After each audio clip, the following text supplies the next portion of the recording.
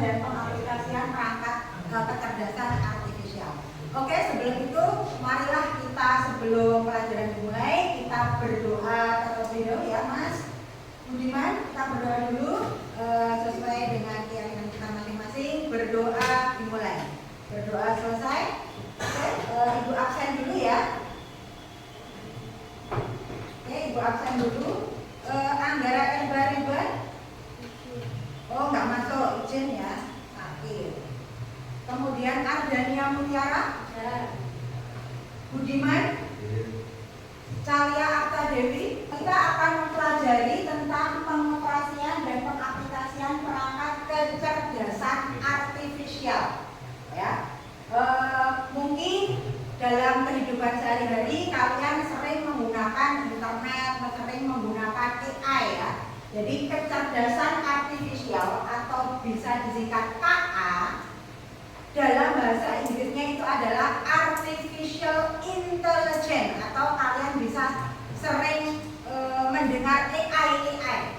Nah, pada zaman sekarang ini yang namanya AI itu kan kita sering ya menggunakannya ya, sering menggunakan AI. Nah, sekarang Ibu ingin tahu dulu pengertian atau yang dimaksud dengan AI itu apa sih? Coba, AI itu apa? Ada yang bisa? AI apa coba? Kecerdasan teknologi bisa, nah, internet bisa. Coba untuk memulai mata pelajaran hari ini, Budia ingin kalian nanti masing-masing menuliskan pengertian AI menurut pendapat kalian masing-masing. Ya, silahkan ditulis nanti dibiarkan. Ditulis ini aja ya.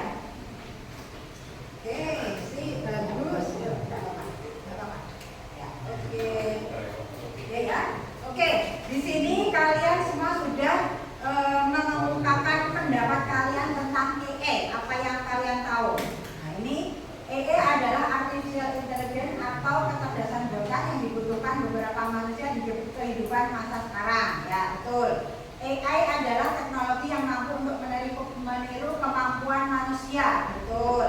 AI adalah salah satu kecerdasan komputer yang sering digunakan manusia untuk mencari solusi. Sekarang nanti kita akan mempelajari itu bagaimana perangkat AI apa saja, kemudian nanti dalam bidang penerapannya dalam bidang umum dan khusus bagaimana dan sebagainya. Ya, nanti akan diperhatikan.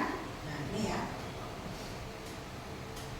Ini pengertian AI. Nah, yang namanya AI atau kecerdasan artificial atau artificial intelligence itu dimulai dari tahun 1956.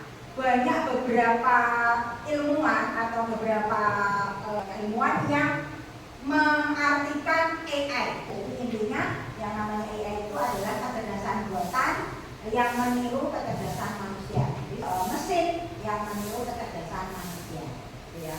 Nah, yang namanya AI mengalami beberapa evolusi, jadi transformasi dari tahun ke tahun pasti kan mengalami perkembangan ya. Nah, ada beberapa fase atau transformasi kecerdasan artifisial melalui beberapa fase. Yang pertama adalah era simbolik, kemudian yang kedua adalah perkembangan transformasinya di era pembelajaran mesin atau mesin learning. Kemudian yang ketiga, nah ini adalah puncaknya transformasi KA, yaitu deep learning. Berdasarkan kapabilitasnya, yang namanya KA, kecerdasan artifisial, dibagi menjadi 3 kelompok. Yang pertama adalah artificial narrow intelligence atau ANI. Kemudian yang kedua artificial general atau AGI.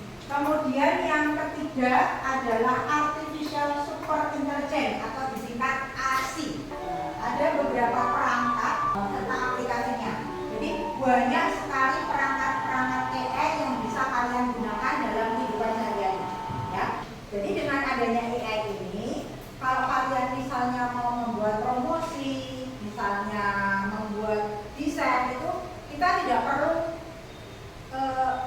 syuting itu tidak perlu menghadirkan orang, tidak perlu syuting dengan materinya waktunya dan sebagainya, itu nanti dengan AI itu kalian bisa. Nah, ini ada berbagai macam perangkat kecerdasan artificial dan aplikasinya. Yang pertama ada asisten KA atau asisten kecerdasan artificial. Kemudian ada dalam bidang produksi dan pengeditan video. Kemudian ada yang juga untuk penelitian, deep research. Kemudian pembuatan aplikasi dan pemrograman atau pakai GitHub misalnya. Kemudian penjadwalan, kemudian ada manajemen proyek, ada layanan pelanggan, itu banyak sekali yang bisa kita gunakan untuk dalam kehidupan sehari-hari dengan menggunakan AI. Kemudian setelah kalian mengenal berbagai macam AI dan aplikasinya, kalian juga harus tahu karakteristik dari kecerdasan artifisial itu yang bagaimana, toh ciri-cirinya kepiye toh si AI ini. AI atau KA. Nah, yang namanya AI itu cirinya satu, dia akan belajar dari data. Jadi kalau misalnya kalian tanya ke ChatGPT, kalau misalnya dia tidak tahu, kalau tidak tahu berarti kan kalian harus memasukkan data. Kalau misalnya kalian tidak memasukkan data, ChatGPT juga akan hanya memberi yang umum saja, tidak sesuai dengan keinginan kalian. Tapi kalau misalnya sesuai dengan keinginan kalian, kalian membuat prompt-nya atau membuat perintahnya, misalnya tolong, misalnya di ChatGPT atau begini ya, tolong buatkan gambar yang menarik seorang wanita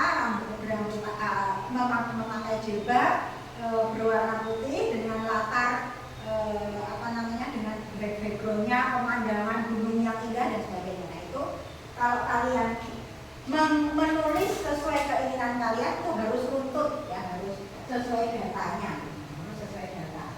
Kemudian karakteristik atau ciri KA juga satu, dia mampu beradaptasi dan meningkatkan performanya seiring waktu. Jadi dia beradaptasi. Jadi kalau misalnya kita minta tolong ke KA dibuatkan ini, ternyata tidak sesuai dengan kita, maka itu bisa diperbaiki lagi, dicoba lagi, maka AI itu akan membaca, oh saya ini salah, saya akan menambahkan ini, seperti itu. Kemudian yang ketiga, cirinya adalah bekerja menggunakan algoritma dan model prediktif. Jadi algoritma itu dia akan menggunakan data secara urut dan model prediktif. Jadi dia akan bisa memprediksi, misalnya memprediksi cuaca dan sebagainya. Kemudian yang keempat, dia mampu mengenali pola tersembunyi dan membuat keputusan secara baik. Ya. Jadi dia mengenali pola tersembunyi. Jadi pola-polanya, oh seperti ini, dia bisa mempelajarinya. Dari kesalahan yang sudah ada, dia bisa mempelajarinya. Itu karakteristik selanjutnya. Nah, yang namanya kecerdasan artifisial dan kecerdasan manusia itu pasti akan ada bedanya. Nah ini perbedaannya, yang namanya KA itu dia tidak memiliki perasaan. Nah, ya kan? Yang namanya kecerdasan artifisial itu kan mesin. Beda dengan manusia. Kalau manusia itu punya perasaan, punya misalnya empati. Tapi kalau yang namanya kecerdasan artifisial ya sudah, sistemnya itu ya itu tidak bisa diganggu.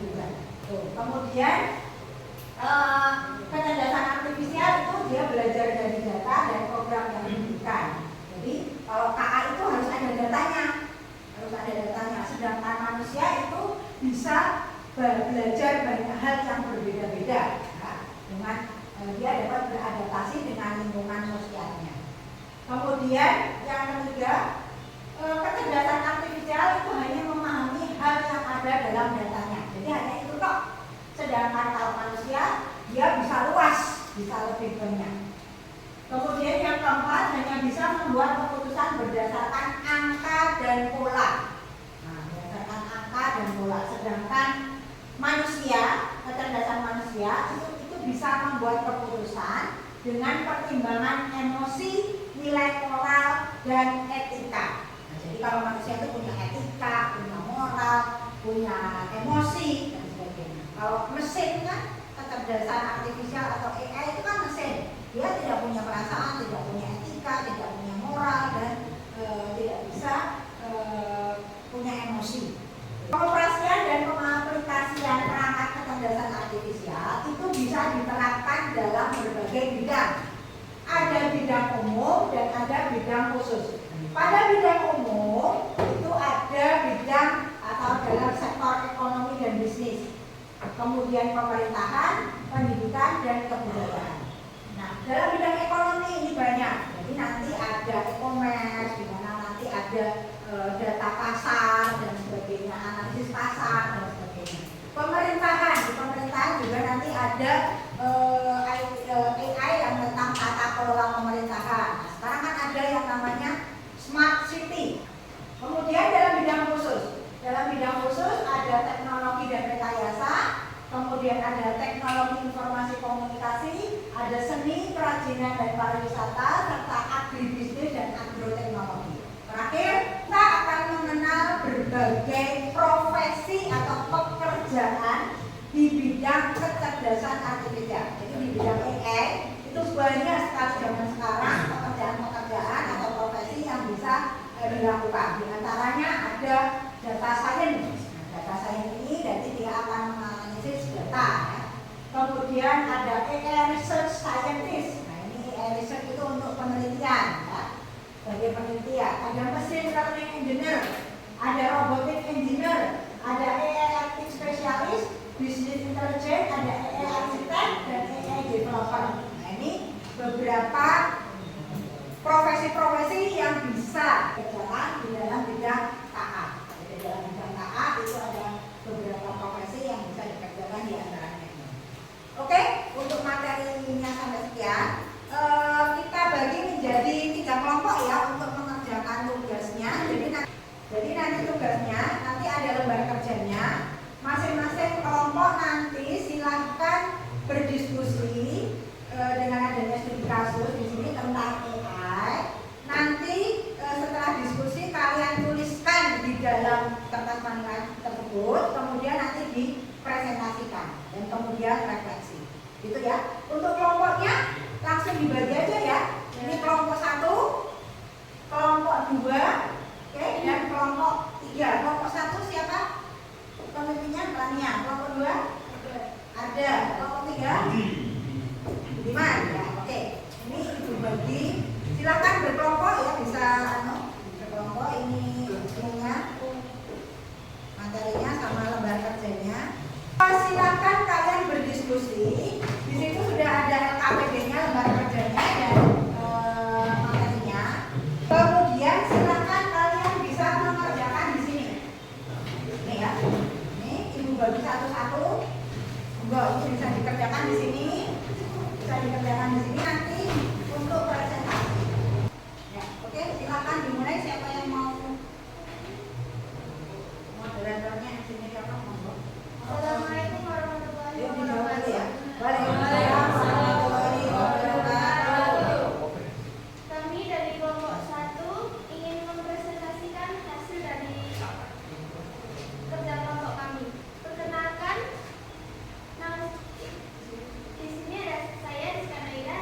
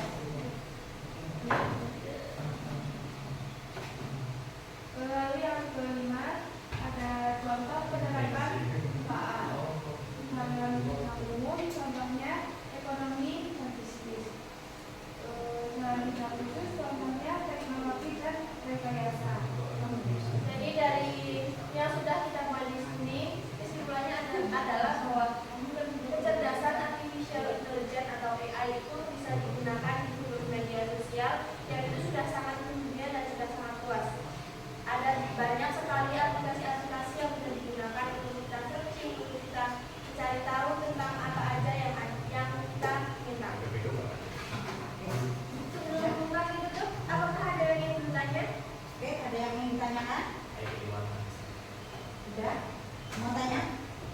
Ya, mau tanya? Yang melingkari apa? Untuk saat ini sebetulnya banyak ya yang bisa kita kalau keseharian aja ya, ada seperti ChatGPT, ada Meta AI, ada Gemini, terus juga ada ininya yang kalau misal kalian ingin tahu lebih luas ini banyak sekali aplikasi-aplikasi yang sangat canggih di era saat ini. Seperti itu. Oke, ada lagi? Ya. Ya, oke gitu. Sekian dari kelompok kami, tentunya terdapat kesalahan-kesalahan untuk dan kekurangan kami mohon maaf. Wassalamualaikum warahmatullahi wabarakatuh. Waalaikumsalam warahmatullahi wabarakatuh. Tepuk tangan buat kelompok 1. Oke, selanjutnya kelompok 2. Sudah siap ya? Ya, langsung kelompok 2 ditempel di situ boleh. Tempelnya. Assalamualaikum warahmatullahi wabarakatuh. Waalaikumsalam warahmatullahi wabarakatuh. Perkenalkan kami dari kelompok 2 yang anggotakan saya Adania. Saya Kawin dari Linda akan mempresentasikan hasil kerjasama kami mengenal kecerdasan artifisial. Dirasakan oleh saya. Satu dari pengertian kecerdasan artifisial ini merekayasa dalam menciptakan mesin cerdas, terutama program komputer yang cerdas. Nomor 2 dibaca ini nomor 5.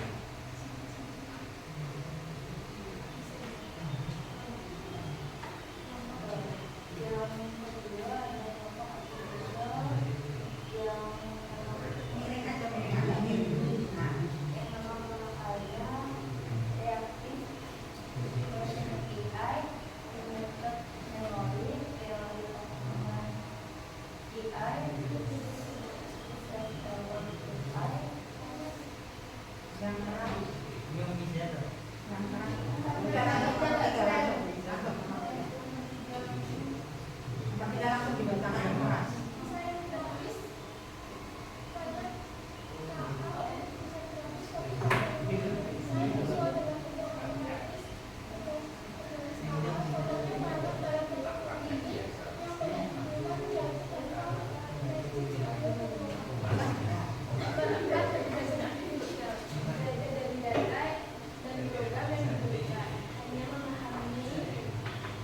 hal yang ada di dalamnya.